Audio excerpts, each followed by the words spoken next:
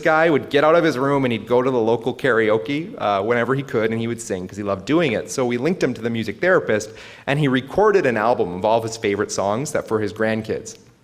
And it was awesome. Like, we had a little portable music studio in his room, and it was great. It was really fantastic. So that's how music might be a big thing. Audio or video recordings. I'll tell a story really quick because this is a very powerful story for me. I was working with a gentleman, and he had glioblastoma, and I was actually working with him for 3 years, which is quite a bit of time when you're thinking about palliative care and hospice care. So I worked with him for 3 years, and he had 2 daughters, completely in love with his daughters, and he was worried that his daughter wasn't going to ever meet a guy and get married. Am I okay for time? Okay. So he was very worried about that, and throughout the course of us working together, his daughter met a guy. She was so excited that she had met this person, and the guy came down, and the gentleman I was working with gave his blessings, and the guy proposed to his daughter. Not long after that, the gentleman I was working with got admitted to our residential home. So his condition got worse, and he knew he wasn't going to be alive to see his daughter's wedding. And this was a very big thing for him. So we were sitting there talking one day, and I had asked him, I'm like, what would you say if you were at the wedding? And he had just come out with this beautiful, like off the top of his head, speech that he would give. And I said, how would you feel if we threw you in one of your best suits? I filmed you saying this, and it's something that your wife could show at the wedding for your daughter and her future husband. And he's like, yeah, absolutely, I want to do that. So I said, okay, get working on it, get writing it, and we'll arrange everything else. So long story short, we put him in his suit, we filmed this video, and at his daughter's wedding, they put it up on the screen, and it was him sharing that speech. During the parent's speech for their daughter, she got to see that, she got to hear it, and he spent so much time working on it. It was incredible. So you can kind of imagine how powerful something like that is. An email account I put on here because this is interesting because people like me, I mean, if I wasn't talking right now, I'd be on my phone looking at it and fiddling around. So I was working with a gentleman around my age, and he was almost 30, so a bit younger than me, but he was almost 30, and he had a wife who was pregnant with their first child, and he was end of life. So he knew he wasn't going to be alive to see his daughter. And so a lot of the work, obviously, we had done was dealing with that. But then I suggested, I'm like, what about making an email account for her?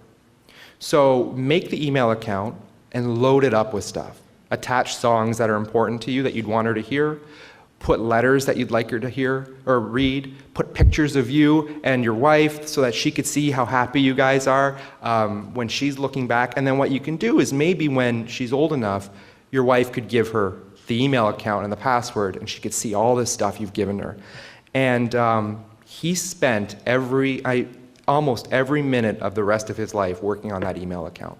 Songs that were so important to him, he was plugging in there. He would just write thoughts, put pictures. It was incredible. It was absolutely incredible. So that's another idea as well in terms of legacy work that we can do. Memory boxes, so when I've worked with children, I mean it goes for any ages, but when I've worked with children, this is something I've suggested as well. I was working with a little girl who, unfortunately, she was end of life, and she had said, is Mommy going to remember me? And so we talked about that, and I said, well, what would you want your mom to remember about you? And would you like to maybe put together a little memory box for your mom so that when she's sad and you want to make sure she's thinking about you, these are things she remembers. So she put in like a Barbie, and she put in all these like little things that were really important to her, and she was so happy to have this memory box finished. And we decorated it, and we put crafts on it and stuff. She did, because she was way more skilled than I was at that type of thing. But yeah, so she put this thing together, and we gave it to her mom together, and it was just really powerful, and it was a very great moment. So there's that too. And lastly is dignity therapy. I shouldn't say lastly because it was developed by Harvey Max Chochinov, who's amazing. And it's the idea of kind of similar to life stories, where it's a document that you sit and you have a standard set of questions, and it prompts storytelling. And it prompts people to reflect on their lives and share their story that you can then leave with their family.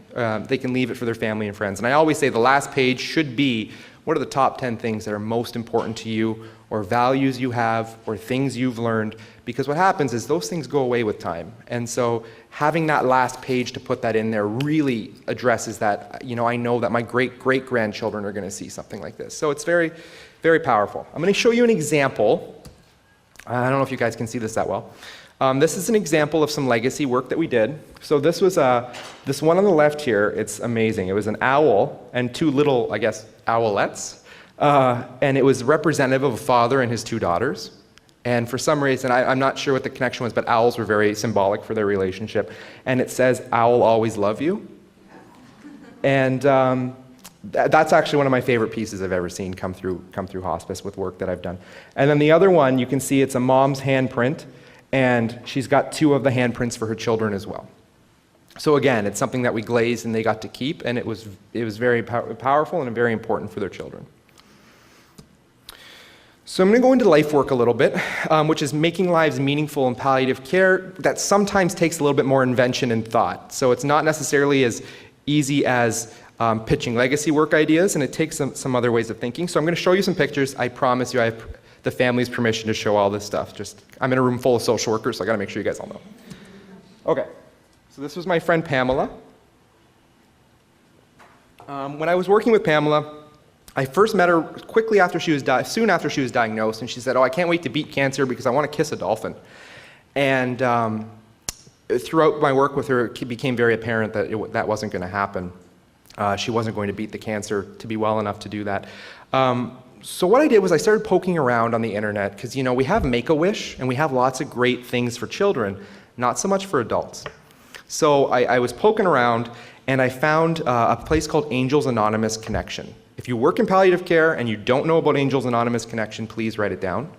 They're a really mom and pop shop based out in Alberta, and you can hear the screen door swinging while you're talking to the lady on the phone, but they have a board of directors of anonymous donors, and they want to work on facilitating these final wishes for people. So with Pamela, she was admitted to our residential home. I finally got everything arranged, and I said, "We can get you on a plane to go kiss a dolphin." So she had reconnected recently with her brother and her sister, who they had not spoken for a while, but they were kind of coming back around near the end of life.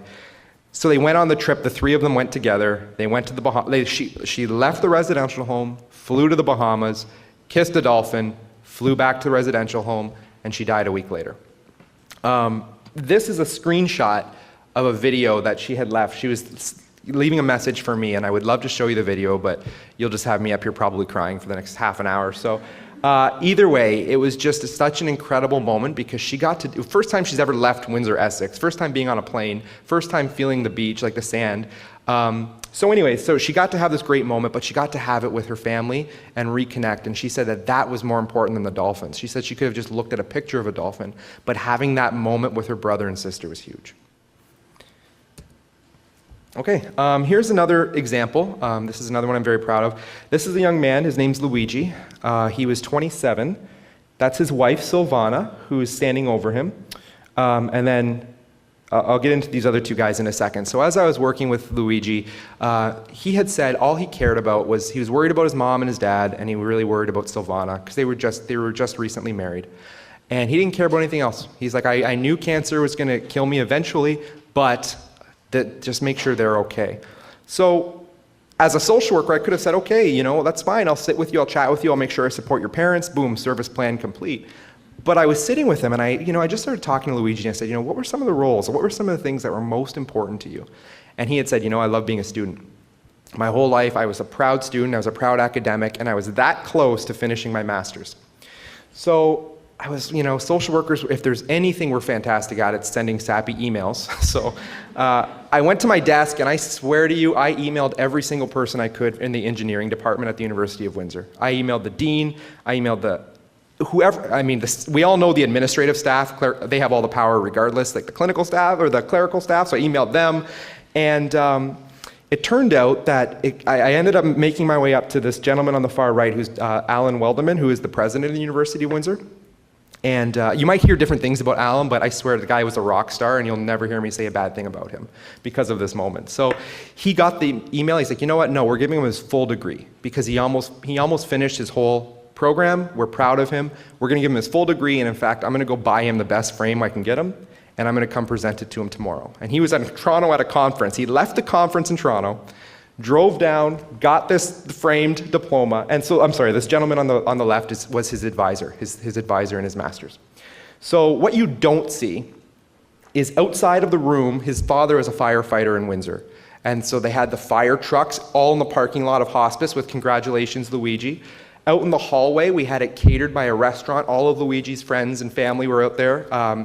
And in this room, though, it was just the 5 of us, because I took this picture. And what happened is, as soon as the picture was taken, Luigi's like, "I need everybody out, get out." And so we all left, and we were in the hallway, and we were kind of, "Oh, I hope he's okay, I hope this was all right for him." We went back in, and he was just sitting there with the degree right in front of his face, and he was just staring at it. And you could just see him crying and shaking because it meant so much to him, because that was his life goal. His life goal was to get his master's, and we accomplished it. He accomplished it. And the president of the university, he said something which I will butcher, but it was amazing. He said something like, it's your goal as a student to earn this degree, and it's my goal as a president to award this degree. So we're both meeting our goals today. It was just such a fantastic moment. But either way, that was another thing that we were able to do that was pretty awesome. And so the last one I'll show.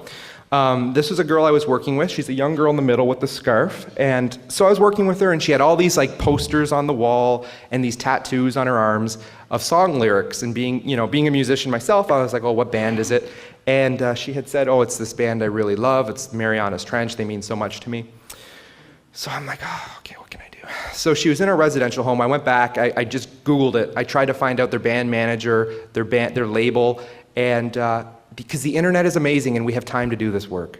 And I guess that's the thing I want to stress. I'm not picking on anybody in here because there's not too many who work in palliative care, but I work with too many people in palliative care. Like, we don't have time for that. We don't have time to do that type of stuff. We have to discharge, and you have time to do, it takes 2 seconds to ask a question, and you have volunteers, you have other staff. You can get some help to do this type of work.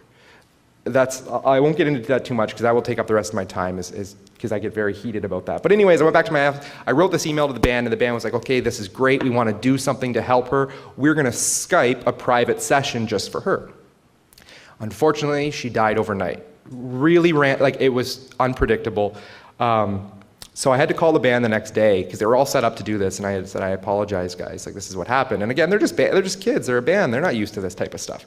So they said, "Well, we still want to do something. Could we post a picture on our Facebook page?" So I asked her family, and her family's like, "Yeah, you can go ahead and do that." So they posted this great picture, but what I didn't anticipate was the fact that so many comments started coming in. Like, "Oh, she's so beautiful, my thoughts are with you, my condolences, she would have loved this." So the family had all of this bereavement support coming just from the comments on this Facebook page, and it was absolutely incredible. So the reason I show you this is not to say that we have to create these moments with everybody we work with. I don't expect that, and it just simply won't work with a lot of the people that you work with. But I want to encourage us to think about the power of the work we do. That we can extend our work beyond paperwork and discharge planning and things like that. And we as social workers, with our training in social work, can attach people to purpose and meaning in ways that a lot of other professions in healthcare can't do. And I think that it's relative to you and the way you're seeing the work that you do. And there's no other way I can put that. If I want to spend my time with the person doing that kind of superficial stuff, I could.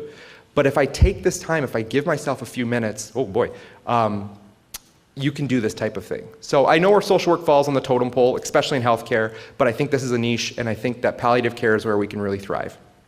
Okay. Really quickly, because I only have a minute, but that's fine. How does it look? I have no real skills to show you because, again, humanistic therapy, but I have some questions that are really helpful.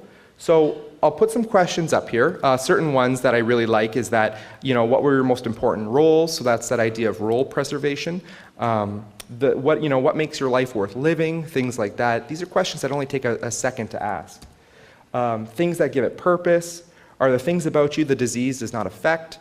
I was going to go into the whole continuity of self with Chachnov. I don't have time, but you should really look into that because it's fantastic. Looking at the implications for MAID, really quickly, we know in June the landscape has changed at end of life in palliative care, and I'm not going to get into the debate of whether I'm for it or against it, but I think regardless of what side you're on, we still have the responsibility to provide the highest quality of care we can for people who are end of life. I would never want somebody I'm working with to want to choose this option because they feel like they have no purpose or meaning or there's nothing left to live for. That means I'm probably failing you as a social worker. So I'm going to go back to just because I saw some people frantically trying to take pictures of this. I don't know why that's so funny to me. So like I was saying, there's some questions that are really helpful to facilitate these types of conversations. So the one I didn't really speak to too much is that role preservation, which is that what were your most important roles? So by asking that question, we're able to uncover moments that might lead to setting goals or trying to introduce some ideas of legacy work or trying to introduce this idea of life work and things like that. So I think of Luigi. I would never have known. I would never have known to do that if I wouldn't have asked him what roles were important to him, because I wouldn't have known how much he loved being a student and how important that was to him. And knowing that modification is necessary because the illness trajectory changes. So I think of this example of a chef who, this isn't a real story, this is just me winging it off the top of my head. So, you have a chef who his whole life he was a chef and it's important to him and that was his big role and that was something he was very proud of and he dedicated his life to it. And he can no longer work. So the idea of preserving that role with modifications is maybe, can you go grocery shopping? Can you pick the stuff, the ingredients that are needed? And when that's not able to be, if he can't do that by himself anymore, could he go in a wheelchair? Or could he go and accompany the grocery shopper, so to speak, at the store? If you can't do that anymore, maybe what you can do is have him help prepare the meals at home. When he can't do that anymore, maybe he can help come up with meal plans for the week with his family. When he can't do that anymore, maybe it's a matter of why don't we create a cookbook of all your favorite recipes that you're going to leave for your family. So again, it's this idea, it's this persistent kind of work that we do to try and help attach people to those roles, honor those roles, and give them that purpose and meaning to keep living. So let's see, what other questions that I really like on here? Okay, so now after saying, go read Chochnov, I can talk about it. One of the things that we spoke about, or I said, was that idea of, are there things about you that this disease does not affect? And this comes back to Chochnov's, it's not even a theory, it's just that idea of the continuity of self. And so when we think about the continuity of self, it's that question of, am I still me? When we're healthy, knock on wood, I hope we're all healthy, bless you. When we think of that, the idea is it's an odd question. Of course you're still you. But if you put yourself in the perspective of somebody who's end of life or living with a serious illness, it's profound. It's a profound question to them because the illness itself, the process of detection, treatment, every doctor's point, it strips a piece of that identity away. I've worked with many young women, I've worked with actually many women of all ages who they go in because they have a gynecological cancer and they're put in stirrups and they're getting radiation in a ward where there's people coming in and out, doctors coming in and out, medical residents coming in and out. It's just so dehumanizing.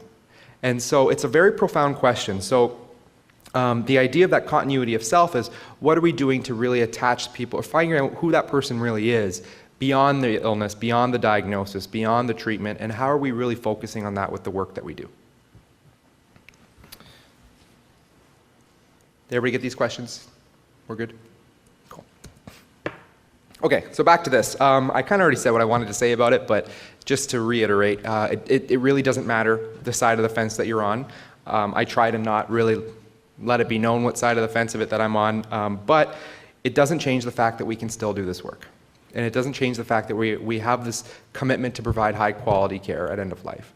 So even the people who are for MAID, which is fine, the people who are for it, the idea is we can still try, and while we have this window of time before the decision gets made or before the action is taken, we can still do legacy work. We can still do that type of stuff. It doesn't end just because somebody says that this is an option that I'm choosing to do. Okay, we're going to still provide you that kind of care. Or people who are totally against it, well, maybe, let's think about the type of care that you're providing and see if you're actually uncovering some of these deeper issues with people. So that's all I'm really going to say, just because it gets asked all the time. And I don't think it's irrelevant what side of the debate that you're on, because it shouldn't affect the quality of care that you provide. Okay, so remembering that the interventions that you guys choose, it's going to make up so many things that come up at end of life is going to dictate the type of intervention that we're going to choose to use.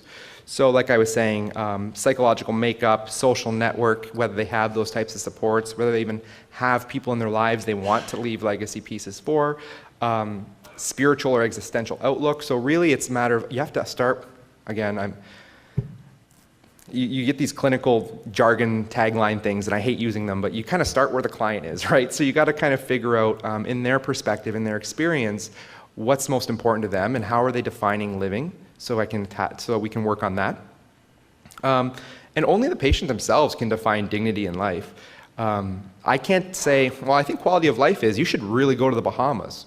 You know, it doesn't work that way. I think it has to depend, well, it does depend on how they define it. And their definition can change each day. You know, as things change, they're still faced with this idea of what's life and living to me in lieu of my current condition. So it's something we want to revisit.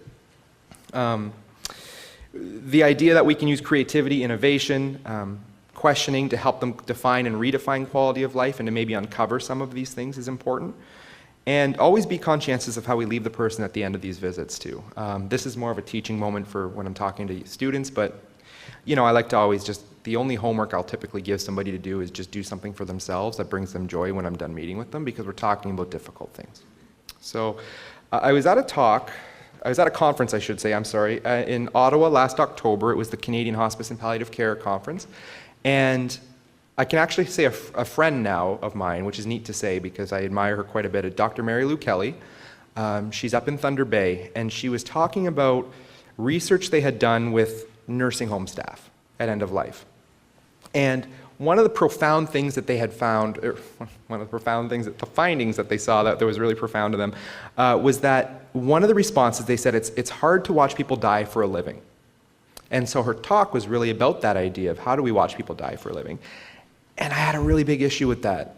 And so it kind of led me to go up to my room, change my whole talk the next day, and this is how this talk kind of came about. Because it's true, I mean, it is hard work, but it's absolutely beautiful watching people live right up until the moment that they die. And so I think that goes back to that perspective taking too, in terms of what am I doing, what role am I, Mike, what role is Mike playing in helping attach people to that. So again, again, it's not your responsibility to do, you know, everything that I've spoke about at all. Trust, please, don't think that I'm preaching. But it is anybody who's in palliative care in here, it is your responsibility to think differently about think differently about the way we think about palliative care at end of life. That is absolutely your responsibility, especially now with this changing legislation too. I think it's even more relevant now. So, I'm going to end on a video very quickly. I think I probably have lots of time. So is there any questions, or does anybody have any type of ideas of legacy things that they do, or these types of things that they'd like to share in the room?